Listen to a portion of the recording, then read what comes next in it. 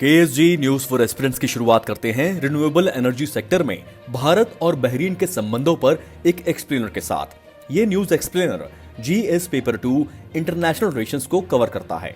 भारत और बहरीन नवीकरणीय ऊर्जा के क्षेत्र में संबंधों को और मजबूत बनाने पर सहमत हो गए हैं। जलवायु परिवर्तन के लक्ष्य को प्राप्त करने में नवीकरणीय ऊर्जा के महत्व को देखते हुए 4 फरवरी 2021 को संयुक्त कार्य समूह की पहली बैठक वर्चुअली हुई है। सस्टेनेबल एनर्जी अथॉरिटी के president HE doctor Abdul Hussain bin Ali Mirza ने बहरीन डेलीगेशन को लीड किया। वहीं ministry of new and renewable energy के जॉइंट सेक्रेटरी दिनेश दयानंद जगदाले ने भारतीय डेलीगेशन को लीड किया है।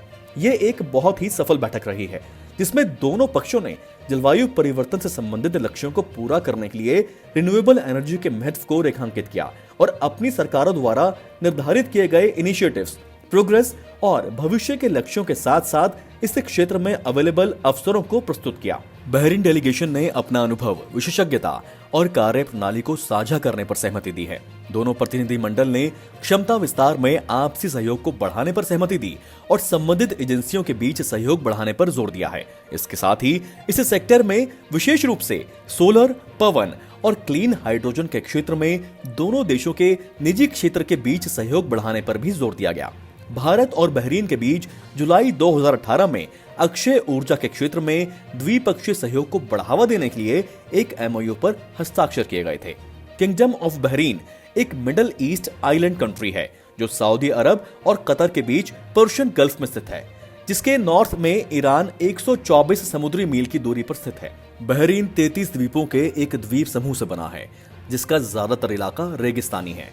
इसकी राजधानी मनामा बहरीन द्वीप पर स्थित है, जो सबसे अधिक घनी आबादी वाला क्षेत्र है, जिसमें बहरीन की 2/3 आबादी यानी करीब 1.3 मिलियन लोग रहते हैं, यानी करीब 13 लाख लोग यहाँ रहते हैं। आइए बात करते हैं दुनिया के सबसे बड़े रेडियो टेलीस्कोप के बारे में।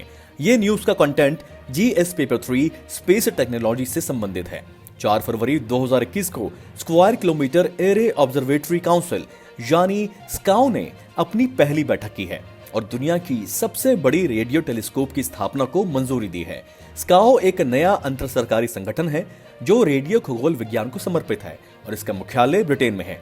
फिलहाल SCAO संगठन में 10 देश हैं। इनमें ऑस्ट्रेलिया, कनाडा, चीन, भारत, इटली, न्यूजीलैंड, दक्षिण अफ्रीका, स्वीडन, नीदरलैंड और UK शामिल हैं। अब समझिए रेडियो टेलीस्कोप होता क्या है। ऑप्टिकल टेलीस्कोप के विपरीत रेडियो टेलीस्कोप अदृश्य गैस का पता लगा सकते हैं और इसीलिए वो उन स्पेस एरियाज को रिवील कर सकते हैं जो कॉस्मिक डस्ट द्वारा अस्पष्ट हैं। गौरतलब है कि 1930 के दशक में भौतिक विज्ञानी कार्ल जेनिस्की द्वारा पहले रेडियो संकेतों का पता लगाए जाने के बाद से खगोलविदों ने ब्रह्मांड में विभिन्न ऑब्जेक्ट द्वारा उत्सर्जित रेडियो तरंगों का पता लगाने और इन पर रिसर्च करने के लिए रेडियो टेलीस्कोप का इस्तेमाल किया है। नासा के अनुसार सेकेंड वर्ल्ड वॉर के बाद रेडियो एस्ट्रोनॉमी फील्ड काफी ज्यादा विकसित हुआ और तब से एस्ट्रोनॉमिकल ऑब्जर्वेशंस करने के लिए ये सबसे ज्यादा महत्वपूर्ण उपकरणों में से एक बन गया। Let's discuss about the significance of the SKA telescope. The telescope will accomplish its scientific goals by measuring neutral hydrogen over cosmic time, accurately timing the signals from pulsars in the Milky Way and detecting millions of galaxies out to high redshifts. The development of SKA will use the result of various surveys undertaken using another powerful telescope called the Australian Square Kilometre Array Pathfinder, in short ASK-AP, which is developed and operated by the country's science agency and has been fully operational since February 2019.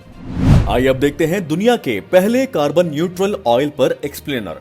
ये topic GS paper 3 के energy को connect करता है। अरबपति मुकेश अंबानी की Reliance industry limited ने America से carbon neutral oil की दुनिया की पहली खेप मंगाई है, क्योंकि विश्व की सबसे बड़ी पेट्रोलियम रिफाइनरी चलाने वाली रिलायंस इंडस्ट्री ने साल 2035 तक खुद को शून्य कार्बन उत्सर्जन कंपनी बनाने का लक्ष्य रखा हुआ है। रिलायंस गुजरात के जामनगर में एक साल में 68.2 मिलियन टन की क्षमता के साथ दुनिया का सबसे बड़ा single location oil refining complex संचालित करता है। भारत में रिलायंस को अमेरिकी सप्लायर से 2 मिलियन बैरल की खेप मिली है।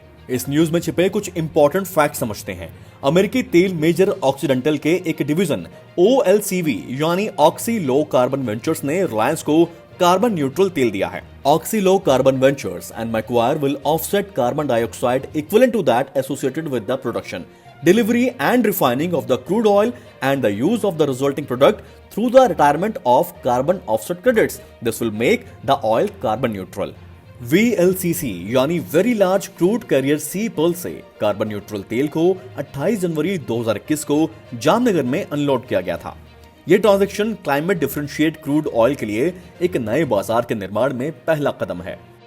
आइए खबरों में आगे बढ़ते हैं। अगली हेडलाइन है, संसदीय समिति ने डीएनए डेटाबेस बनाने पर चिंता जताई, कहा कुछ खास लोगों को निशाना बनाया जा सकता है।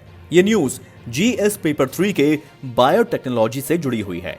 विज्ञान एवं प्रौद्योगिकी, पर्यावरण, वन और जलवायु परिवर्तन पर संसद की स्थायी समिति ने आशंका जाहिर की है कि डीएनए डेटा बैंक के जरिए समुदाय विशेष को निशाना बनाने के लिए इसका दुरुपयोग किया जा सकता है। संसद की एक समिति ने DNA technology use and application regulation bill 2019 के तहत अपराध स्थल डीएनए प्रोफाइल का एक राष्ट्रीय डेटाबेस तैयार करने के प्रस्ताव देने पर चिंता व्यक्त की है। आइए इस खबर से जुड़े कुछ इंपॉर्टेंट फैक्ट समझिए। ये विधेयक राष्ट्रीय डीएनए डेटा बैंक और क्षेत्रीय डीएनए डेटा बैंक स्थापित करने का प्रावधान करता है, जिसमें डीएनए प्रोफाइलिंग रखी जाएगी। समिति से संबंधित 32 सदस्यीय विभाग ने अपनी रिपोर्ट 3 फरवरी को राज्यसभा के पटल पर रखी। पैनल ने कहा कि अपराध स्थल डीएनए प्रोफाइल के राष्ट्रीय डेटा बैंक में सभी का डीएनए शामिल हो सकता है, क्योंकि अपराध से पहले और बाद में वारदात की जगह पर कई लोगों का डीएनए मिल सकता है जिनका मामले से कुछ लेना देना भी ना हो। इंडियन एक्सप्रेस के मुताबिक समिति ने कहा, यह डर पूरी तरह से निराधार नहीं है और सरकार और संसद द्वारा इसका समाधान निकाला जाना चाहिए। समिति का मानना है कि डीएनए प्रोफाइलिंग सुनिश्चित करने के लिए एक ऐसा सक्षम तंत्र जल्द ही बनाया जाए जो पूरी तरह से सुप्रीम कोर्ट के विभिन्न फैसलों और संविधान की भावना के अनुरूप हो। पहली बार साल 2003 में इस तरह के विधेयक का प्रस्ताव रखा गया था। इसमें कई बार जैव प्रौद्योगिकी विभाग और कानून मंत्रालय द्वारा संशोधन किया गया है। अक्टूबर 2019 में इसे संसद की स्थायी समिति के पास भेज दिया गया था। वैसे तो विधेयक में स्थानीय डेटा बैंक बनाने का प्रावधान किया गया है। हालांकि संसदीय समिति ने सिफारिश की है कि एक राष्ट्रीय डेटा बैंक बनाया जाना चाहिए ताकि डेटा के दुरुपयोग को कम किया जा सके। समिति ने यह भी कहा कि वे इस तरह के कानून बनाने की जरूरत से इनकार नहीं कर रहे हैं, खास तौर पर जब डीएनए तकनीक पहले से ही प्रयोग में है। हाल के महीने में इसके प्रयोग से एक फर्जी मुठभेड़ का भी खुलासा हुआ है, जिसमें निर्दोष मार दिए गए थे। ये उस दावे के बिल्कुल विपरीत था जिसमें यह कहा गया था कि मृतक आतंकी थे। आइए इस खबर से जुड़े कुछ बैकग्राउंड की बात करते हैं। DNA technology use and application regulation bill का उद्देश्य विशेष श्रेणी के व्यक्तियों जैसे कि अपराध के शिकार लोगों, लापता व्यक्तियों और बच्चों, अज्ञात शवों के साथ अपराधियों, संदिग्धों और मामलों में विचाराधीन लोगों का एक डेटाबेस स्थापित करना है।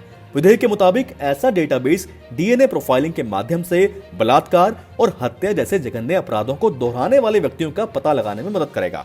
डिपार्टमेंट ऑफ बायोटेक्नोलॉजी ने तर्क दिया है कि लगभग 60 देशों ने ऐसे कानून बनाए हुए हैं और प्राइवेसी यानी गोपनीयता और डेटा प्रोटेक्शन से संबंधित सभी महत्वपूर्ण मामलों को ध्यान में रखा गया है।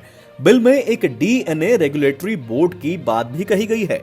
ये बोर्ड जो केंद्र और राज्य सरकारों को डीएनए प्रयोगशालाओं और डेटा बैंक की स्थापना जैसे मुद्दों पर सलाह देगा, साथ ही उसके लिए दिशा निर्देशों, मानकों और प्रक्रियाओं को भी बनाने में मदद करेगा। आइए खबरों में आगे बढ़ते हैं और इंक्लूसिव सिटी प्लानिंग के लिए एमओयू पर एक क्विक न्यूज एनालिसिस देखते हैं। यह न्यूज का टॉपिक जीएस पेपर 2 के गवर्नेंस को कनेक्ट करता है। आईआईटी खड़गपुर ने 4 फरवरी 2021 को NIUA यानी national institute of urban affairs के साथ एक समझौता किया है ताकि समाज के सभी वर्गों के लिए यूनिवर्सल सिटी प्लानिंग के लिए एक फ्रेमवर्क डेवलप किया जा सके। इंस्टीट्यूट के department of architecture and regional planning के प्रोफेसर सुब्रत चट्टोपाध्याय ने कहा है कि फ्रेमवर्क ये सुनिश्चित करेगा कि विकलांग और बुजुर्ग लोगों सहित सभी को परिवहन, मनोरंजन, आजीविका और सूचना तक पहुंच प्राप्त हो। इससे जुड़े कुछ हाईलाइट पॉइंट्स पर नजर डालते हैं। उन्होंने शहर की सीमा के भीतर सभी के लिए सुरक्षित और स्वतंत्र आवागमन के लिए यानी एक सीमलेस ट्रांसपोर्टेशन मूवमेंट के लिए सहज पहुंच और एक पूरी ट्रेवल चेन की आवश्यकता पर बल दिया है। NIUA की स्थापना साल 1976 यानी 1976 में हुई थी। National institute of urban affairs को शहरीकरण से जुड़े मुद्दों पर अनुसंधान और अभ्यास के बीच की खाई को पाटने और देश में शहरी चुनौतियों का समाधान करने के तरीके और तंत्र यानी सिस्टम का सुझाव देने का काम सौंपा गया था। संस्थान शहरी विकास मंत्रालय, भारत सरकार, राज्य सरकारों, शहरी और क्षेत्रीय विकास प्राधिकरणों और शहरी मुद्दों से संबंधित अन्य एजेंसियों द्वारा समर्थित है। KSG न्यूज फॉर एस्पिरेंट्स में अगला टॉपिक एयर क्वालिटी में सुधार के लिए फंड्स के बारे में है, जो GS पेपर 3 के एनवायरमेंट से संबंधित है। MPCB यानी महाराष्ट्र पॉल्यूशन कंट्रोल बोर्ड ने कहा कि पुणे 10 लाख से ज्यादा की आबादी वाले 6 शहरों में से एक है जिसे एयर पोल्यूशन कंट्रोल करने के लिए आवंटित धन का हिस्सा मिलेगा। एयर पोल्यूशन कंट्रोल करने के लिए महाराष्ट्र को लगभग 790 करोड़ मिलेंगे। मुंबई जैसे शहर को 232 करोड़ रुपए का फंड दिया जाएगा और अन्य शहरों को लगभग 40 से 50 करोड़ रुपए का फंड मिलेगा। आइए इस खबर को शॉर्ट एंड क्रिस्प फॉर्मेट में समझते हैं। मुंबई और पुणे के अलावा अन्य शहरों जैसे नागपुर, नासिक, औरंगाबाद और वसई विरार भी इसमें शामिल हैं। वित्त मंत्री निर्मला सीतारमण ने 2020-21 के लिए यूनियन बजट पेश करते हुए कहा था कि एयर पोल्यूशन एक प्रमुख चिंता का विषय है और 42 शहरी केंद्रों में एयर पोल्यूशन से निपटने के लिए 2217 करोड़ रुपए की राशि निर्धारित की गई है। 50% funds state urban development department को ट्रांसफर किए जाएंगे, जो बाद में संबंधित कॉर्पोरेशंस को दिए जाएंगे। Due to COVID-19 pandemic, the funds to the tune of approximately rupees 40 crore provided by the Ministry of Environment for NCAP implementation for 18 non-attainment cities in the state will be carried forward till 31st March this year. Air quality improvement target 2017 के pollutant level में 30% की कमी करना है। अगला topic है serum institute ने corona टीकों की लंबे समय तक आपूर्ति के लिए यूनिसेफ से हाथ मिलाया है। न्यूज का यह टॉपिक GS पेपर 3 के डिजीज को कनेक्ट करता है। न्यूज है कि देश के सीरम इंस्टीट्यूट ऑफ इंडिया ने ऑक्सफोर्ड और ब्रिटिश फर्म एस्ट्राजेनेका की कोरोना वैक्सीन कोविशील्ड और नोवावैक्स की आपूर्ति के लिए संयुक्त राष्ट्र की एजेंसी यूनिसेफ से समझौता किया है। भारत में कोरोना वैक्सीन का उत्पादन सबसे तेजी से हो रहा है। भारत के कई पड़ोसी देश वैक्सीन खरीदने के लिए पहले ही संपर्क कर चुके हैं। बच्चों के हितों के लिए काम करने वाली यूनिसेफ ने कहा कि करीब 100 देशों के लिए उन्हें वैक्सीन की खुराक हासिल करनी है। ऑक्सफोर्ड एस्ट्राजेनेका के कोरोना वैक्सीन कोविशील्ड का उत्पादन Pune based serum institute of India में हो रहा है। नोवावैक्स का उत्पादन अमेरिकी कंपनी नोवावैक्स इंक कर रही है। KSG न्यूज फॉर एस्पिरेंट्स के आज के बुलेटिन में इतना ही। इन तमाम खबरों के शॉर्ट, क्रिस्प, कंसाइज नोट्स आपको मिलेंगे ksgindia.com पर। लिंक डिस्क्रिप्शन बॉक्स में दिया हुआ है। कोई भी इंपॉर्टेंट वीडियो आपसे मिस ना हो, इसीलिए जुड़े रहें KSG इंडिया के साथ। Thank you, God bless.